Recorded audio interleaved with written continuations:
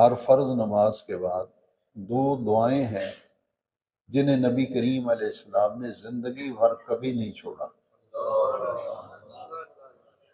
ہر فرض نماز کے بعد دو دعائیں ایسی ہیں جو حضور نے ہمیشہ مداومت سے پڑھی۔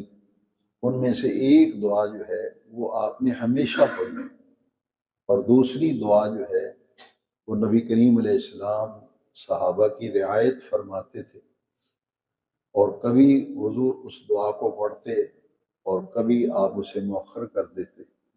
وہ دو دعائیں ہیں، اللہم انت السلام ومنک السلام تبارکت یا ذا الجلال والاکرام۔ حدیث شریف میں اتنے لفظ ہیں۔ کوئی امام اگر یہ دعا مانگے تو بعض نمازی حضرات اعتراض بھی کرتے ہیں کہ یہ بڑی چھوٹی سی دعا کی ہے امام صاحب نے، اور اس میں کچھ اپنی طرف سے اور لفظوں کا اضافہ کرتے ہیں، جبکہ حدیث شریف میں بس اتنی دعا نبی کریم علیہ السلام ہمیشہ پڑھتے تھے۔ تو ہمیں بھی چاہیے کہ وہ الفاظ جو حضور کی زبان اقدس سے ادا ہوئے انہی کو ادا کرنے میں خیر ہے، انہی کو ادا کرنے میں برکت ہے۔ اللہم انت السلام ومنک السلام تبارکت یا ذا الجلال والاکرام۔ دوسری دعا جو ہے یہ حضور کثرت سے پڑھتے تھے، اللہم انا نسألک العفو والعافیہ والمعافاة الدائمہ فی الدین والدنیا والآخرہ۔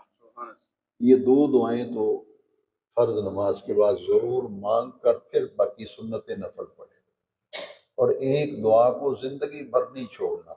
ہر نماز کی پوری نماز جب مکمل ہو جائے یہ دعا بڑی جامع ہے، ربنا آتنا فی الدنیا حسنہ وفی الآخرۃ حسنہ وقنا عذاب النار۔ یہ وہ دعا ہے جو نبی کریم علیہ السلام جب بھی کعبۃ اللہ بیت اللہ شریف کا حضور طواف فرماتے تو حضور ہر طواف کے چکر میں رکن یمانی سے لے کے رکن اسود تک حضور یہی دعا پڑھتے تھے۔